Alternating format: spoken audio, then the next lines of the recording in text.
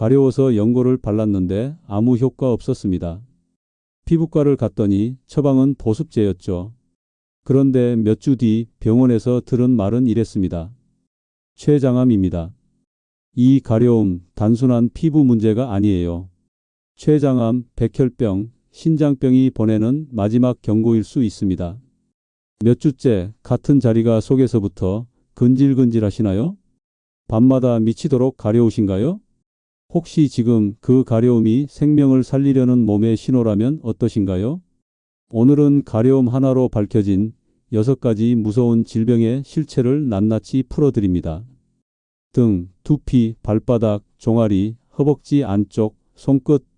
생각보다 많은 분들이 그냥 나이 들어서 가려운가 보다 하고 넘깁니다. 하지만 그게 췌장암, 백혈병, 간질환, 림프종, 당뇨병, 신경계 질환의 시작이었다면 어떠신가요? 이 영상을 끝까지 보시면 어느 부위의 가려움은 그냥 지나쳐도 괜찮은지, 어떤 증상은 반드시 병원을 찾아야 하는지, 그리고 큰 병을 어떻게 조기에 알아차릴 수 있는지까지 명확히 이해하실 수 있습니다. 노년의 몸은 말 대신 가려움으로 이야기합니다.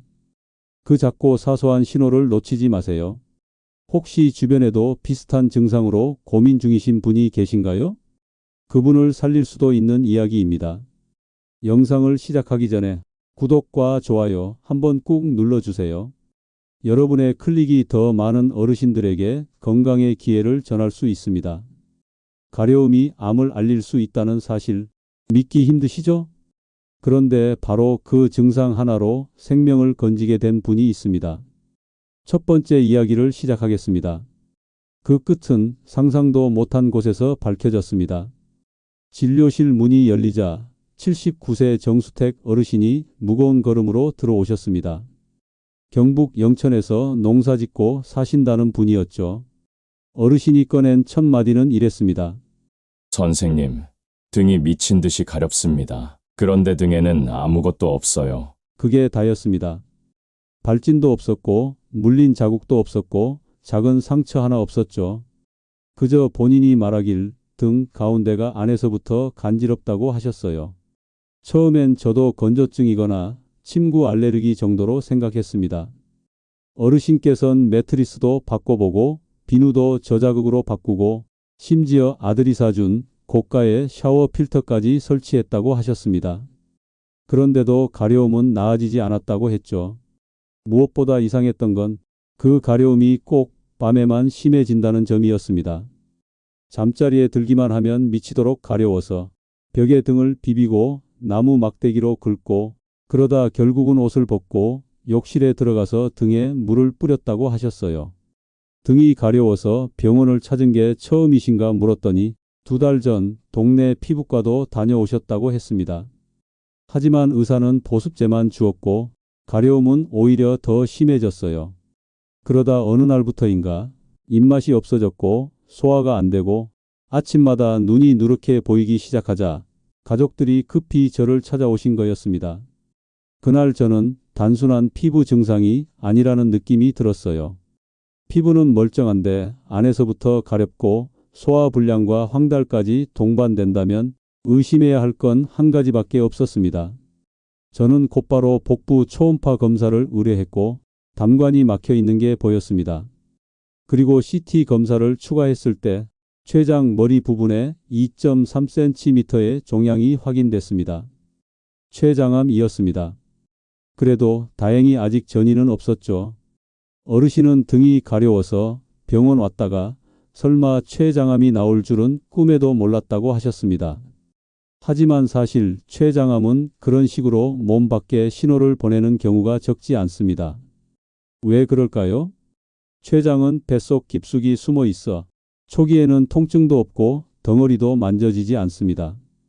그런데 췌장에 종양이 생기면 담즙이 잘 빠져나가지 않게 됩니다. 이 담즙이 몸 안에 고이게 되면 피부로 흘러가고 말초신경을 자극하게 되죠. 특히 등 윗부분, 견갑골 사이에는 신경이 몰려 있어 그 자극이 깊고 미치는 듯한 가려움으로 나타나는 것입니다. 어르신은 곧 수술을 받으셨고 종양을 제거한 뒤 항암 치료까지 무사히 마쳤습니다. 그리고 치료 시작 2달 뒤 그토록 괴롭던 등 가려움이 완전히 사라졌습니다. 어르신은 이렇게 말씀하셨어요. 등이 간지러워서 살았다니까요. 이 말이 우습지만 진심입니다. 어르신의 이야기를 통해서 저는 다시금 깨달았습니다. 노년의 가려움은 피부만의 문제가 아닐 수 있다. 그리고 그 사소해 보이는 증상 하나가 인생을 바꿀 기회가 될 수도 있다는 걸요. 여러분의 몸은 지금 어떤 신호를 보내고 있나요? 이제부터 이어질 5가지 신호도 꼭 끝까지 확인해 주세요. 첫 번째 가려운 부위는 등이었습니다. 그런데 그 다음은 더 놀라운 곳이에요. 두 번째는 발바닥입니다. 다들 무좀이나 발 각질 정도로 여기고 넘기시지만 전혀 예상치 못한 병을 조기에 알아차린 어르신이 계십니다. 경기도 광주에서 텃밭 가꾸며 소박하게 살아가는 74세 윤미정 할머니의 이야기입니다. 선생님, 발바닥이 너무 간지러워요. 무좀인 줄 알고 약을 발랐는데요. 점점 더 심해져요. 이렇게 말씀하셨습니다. 저도 처음엔 무좀이나 알레르기성 피부염 정도로 생각했습니다. 그분도 이미 약국에서 무좀 연고, 보습제, 심지어 천연 민간요법까지 다 해보셨더라고요. 소금물과 식초 조격, 알로에 바르기까지 하셨어요. 그런데도 나아지지 않았고 특이하게도 가려운 부위는 딱 발바닥이었습니다. 그것도 발가락 끝에서부터 중앙아치 부분까지 손바닥만한 크기로 딱 정해져 있었죠. 밤이면 더 심해져서 잠을 자다가 이불 속에서 발을 긁기도 하고 발바닥을 벽에 비비다가 결국 잠을 설쳤다고 하셨습니다. 미친 듯이 간지러운데 긁어도 시원하지가 않다는 말이 어르신의 고통을 그대로 보여줬죠. 그런데요, 저는 한 가지 더 주의 깊게 봤습니다. 피부는 전혀 문제가 없었어요. 각질도 거의 없고 진물이나 피부병의 흔적도 없었습니다. 보통 무좀이라면 발가락 사이가 갈라지거나 발톱이 두꺼워지는 증상이 동반되기 마련인데 이분은 피부가 너무도 말끔했어요. 그리고 그 즈음부터 나타난 소화불량, 피로감, 눈 흰자 노래짐. 그래서 저는 간 기능 검사를 권했습니다. 어르신은 조금 놀라셨죠.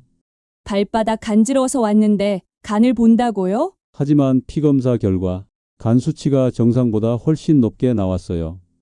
복부 초음파에서 간 지방 침착과 담도 정체 소견이 확인됐고 결국 비알코올성 지방간염과 담도 협착 초기 진단을 받게 되셨습니다. 왜 발바닥이 간지러웠을까요? 간은 우리 몸에서 담즙이라는 물질을 만듭니다. 이 담즙은 지방을 소화시키는 데 꼭 필요한데 담도라는 통로가 좁아지거나 간이 약해지면 담즙이 제대로 배출되지 않고 그게 피를 타고 온몸을 돌게 됩니다. 이 담즙산이라는 물질이 신경이 많은 부위, 특히 발바닥, 손바닥의 말초 신경을 자극하면 속에서부터 미치는 듯한 가려움으로 나타나는 겁니다. 즉, 피부 겉은 멀쩡한데 안에서부터 긁고 싶은 가려움이 발바닥에서 시작되는 거죠. 치료는 약물요법과 식습관 교정이었습니다. 기름진 음식 줄이고 물 섭취 늘리고 간을 쉬게 하는 간보호제와 함께 담즙 배출을 돕는 약을 처방했죠. 그리고 한 달쯤 지나자 어르신은 다시 내원하셔서 이렇게 말씀하셨어요. 요 며칠은 발바닥이 간지럽지 않아요. 이게 이렇게 나아지는 줄은 몰랐어요. 그 순간 저는 어르신이 다시 편안한 밤을 보내게 되었구나 생각했습니다. 사람들은 발바닥이 간지러우면 무조건 무좀이나 신발 탓을 합니다. 그런데 그 깊은 가려움이 간에서 날아온 신호일 수 있다는 걸 아는 사람은 드뭅니다. 특히 60세 이후에는 간이 예전 같지 않기 때문에 겉으로 드러나기 전 이런 작은 징후들이 더 중요합니다. 저요. 이제는 어디가 가려우면 그냥 넘기지 않아요. 그게 몸이 말을 걸어 신호를 주는 것이더라고요. 저는 그 말이 아직도 참 깊게 남아 있습니다. 이렇게 발바닥의 간질거림이 평범한 증상 같지만 실제로는 간질환의 신호였던 거죠. 혹시 지금 발바닥이 근질근질해서 밤잠을 설치고 계신가요? 피부는 멀쩡한데 속에서부터 미치는 듯한 가려움이라면 그냥 넘기지 마세요. 지금 이 사례를 듣고 나랑 비슷한데 라고 느끼시나요? 그렇다면 병원 진료가 필요할 수도 있습니다.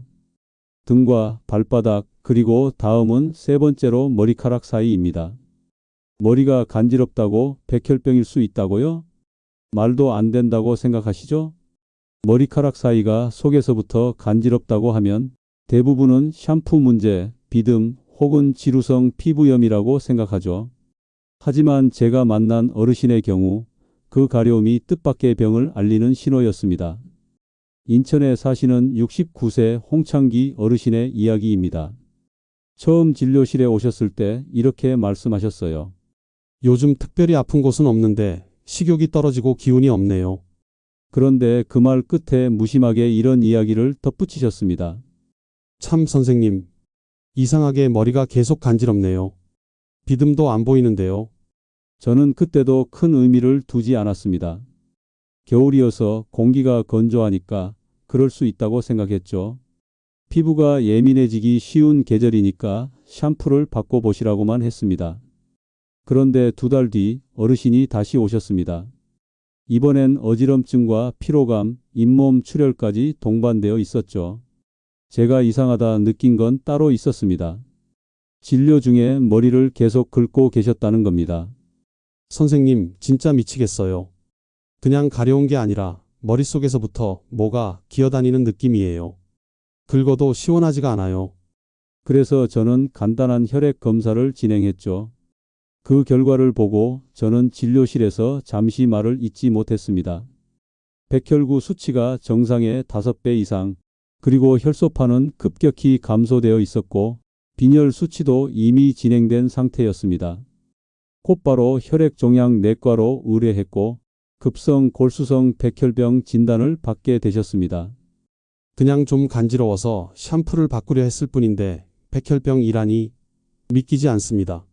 사실 백혈병의 대표적인 초기 증상은 무기력, 잇몸 출혈, 멍, 그리고 이유 없는 두피 가려움입니다.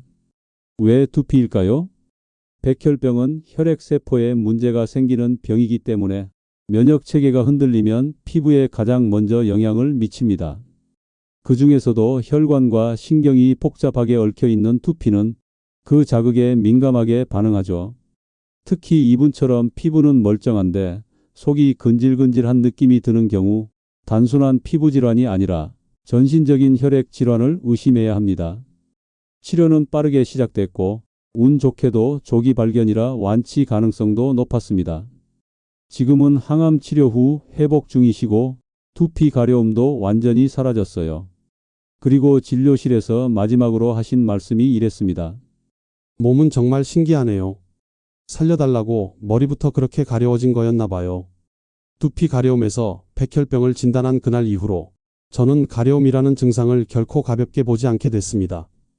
특히 피부에 아무 이상이 없는데도 특정 부위가 반복적으로 가렵다면 그 안에 뭔가 있다고 생각하게 됐죠. 이렇게 머릿속이 가렵고 그 가려움이 점점 전신 증상으로 번져간다면 단순한 피부 문제가 아니에요. 백혈병처럼 몸 전체에 영향을 미치는 병이 두피 가려움이라는 사소한 증상으로 시작되는 경우도 많습니다. 가려움이 이렇게까지 무서운 신호일 줄 몰랐죠? 하지만 아직 끝이 아닙니다. 남은 3가지 신호 이제부터 확인해 보시죠. 4번째는 종아리가 가려운 증상입니다. 이 부위도 처음엔 단순한 혈관 문제로 보였습니다. 사실은 여러분이 상상조차 못한 그런 병이 숨어 있어요. 끝까지 함께 보시면서 그 정체를 직접 확인해 보시죠. 76세 이기택 어르신의 이야기입니다. 서울 은평구에서 혼자 살고 계셨어요. 부인은 돌아가신 지 3년째, 자식들도 외국에 있어 가끔 안부 전화만 오가는 삶이었죠. 어르신은 처음에 이렇게 말씀하셨어요. 종아리 앞쪽이 계속 간지러워서 밤잠을 못 자요. 계속 그 자리를 긁게 되고 딱지가 잡혔다 떨어지길 반복합니다. 저는 그 자리부터 봤어요. 왼쪽 정강이 앞쪽에 손바닥 넓이 정도 되는 부위가 붉게 부어 있었고 겉보기엔 단순한 습진처럼 보였습니다. 그런데 자세히 보니 긁은 자국은 많은데 진물이 없고 피부층이 두꺼워진 것도 아니었습니다. 게다가 특이한 점이 또 있었습니다. 반드시 저녁만 되면 가려워진다는 것. 하루 중 낮에는 괜찮은데 잠자리에 누우면 미친 듯이 가려워졌고 결국 잠을 통째로 설치는 날이 많았다고 하셨죠. 어르신은 이런 말도 했습니다. 이상하게 가려움이 다리에서 시작해서 요즘은 몸 전체가 나른하고 식욕도 없어요. 밤에 땀이 자꾸 나기도 하고요. 그 순간 저는 머릿속에서 하나의 의심이 떠올랐습니다. 이건 림프계 이상일 수도 있다. 바로 림프종이었어요. 림프종은 백혈병과 비슷하지만 혈액이 아닌 림프계에 생기는 암입니다. 면역세포가 모인 곳에 종양이 생기고 그게 점차 몸 안에 염증 반응과 말초신경을 자극하게 되죠. 특히 종아리, 허벅지 앞쪽, 겨드랑이 주변 등 림프 흐름이 복잡하게 모이는 부위에 설명할 수 없는 가려움이 시작되는 경우가 많습니다. 어르신께는 피검사와 함께 초음파, CT 검사를 권유했고 결국 왼쪽 사타구니 림프절에 2cm 가까운 결절이 확인됐습니다. 조직 검사 결과는 비호직힌 림프종이었습니다. 진단을 듣고 난 어르신은 다리가 간지러워서 병원을 찾았는데 암이라고 하니 사람 일은 정말 모른다는 말이 많네요. 이렇게 말씀하시며 담담하게 수술과 항암 일정을 준비하셨습니다.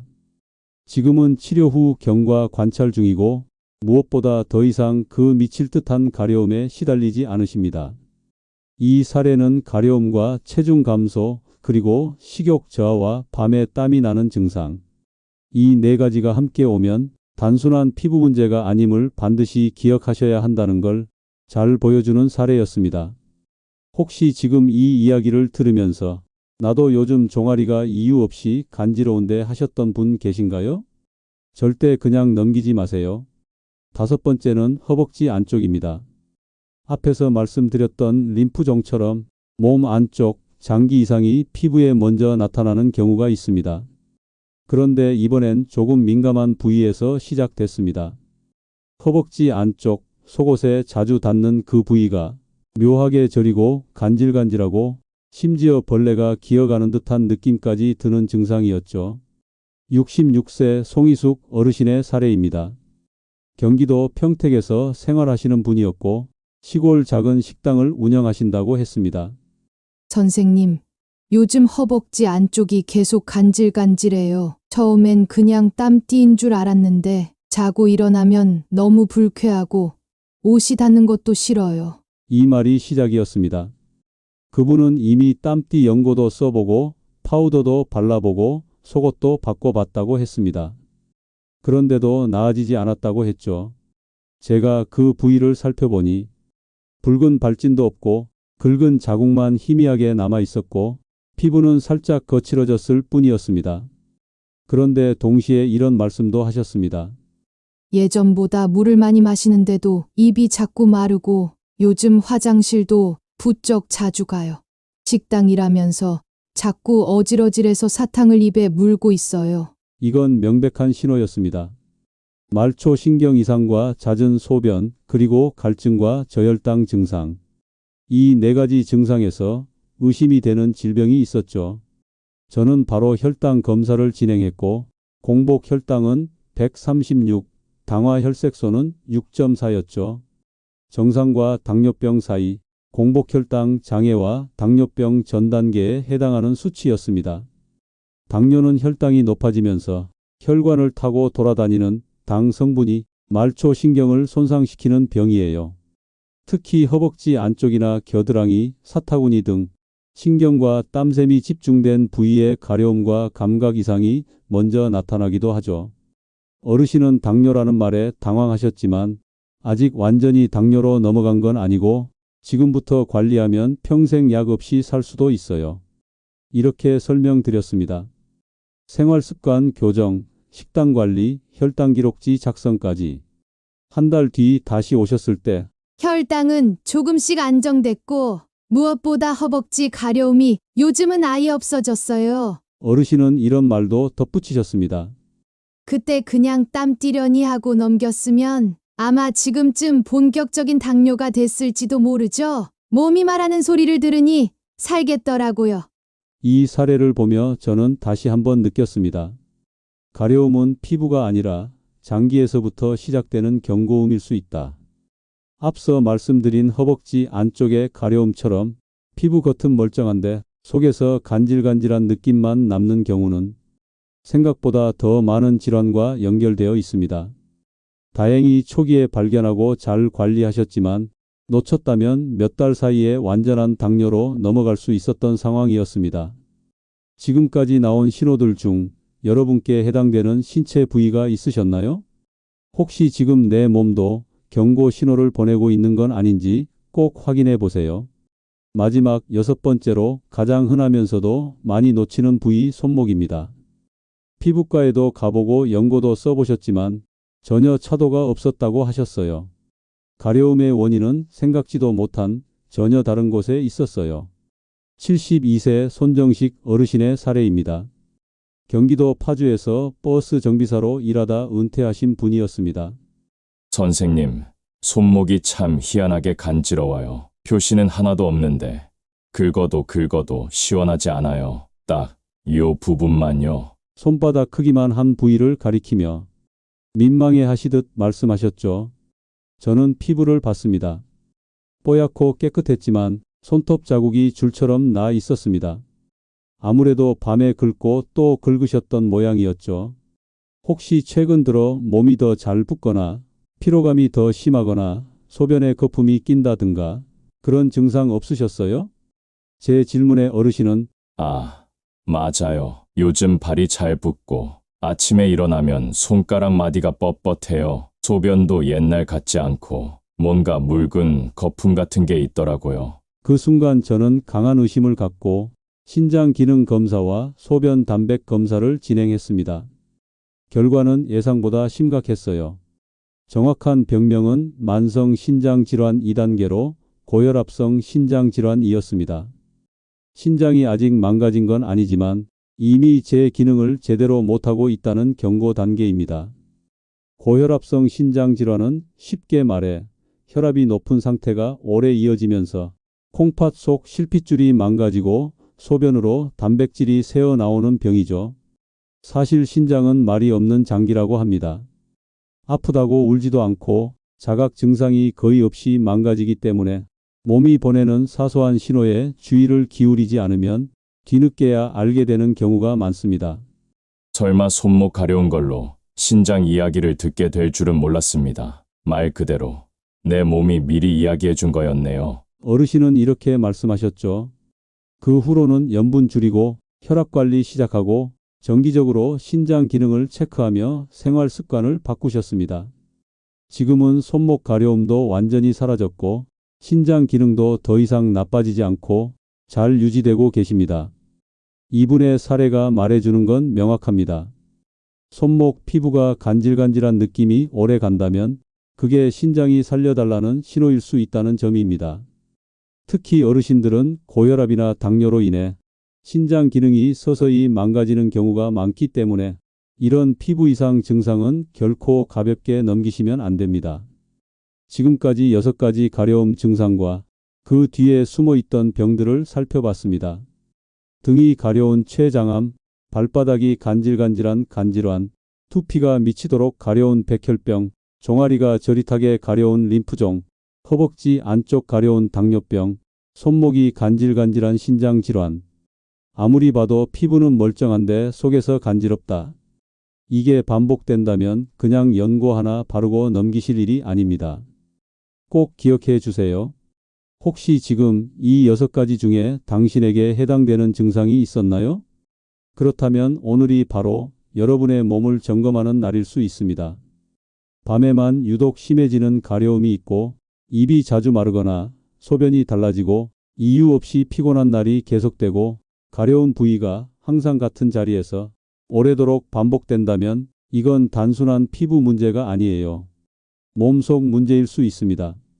가려움이 단순히 간지럽다가 아니라 몸이 살려달라고 보내는 아주 작은 신호였던 겁니다. 저는 진료실에서 수많은 분들을 보며 이런 생각을 자주 합니다. 몸은 절대 거짓말을 하지 않아요. 말 대신 가려움으로 살려달라고 이야기했던 것뿐입니다. 그 작고 사소한 불편함 하나가 누군가에게는 목숨을 건져낸 기회가 되었습니다. 혹시 지금 이 영상을 보시면서 나도 요즘 이상하게 가려운데 하는 생각이 드셨다면 그 느낌을 절대 무시하지 마세요. 그게 바로 당신을 살리려는 몸의 마지막 외침일지도 모릅니다. 오늘 영상이 여러분의 건강을 지켜드릴 수 있는 작은 실마리이자 다시 건강을 시작하는 출발점이 되길 바랍니다.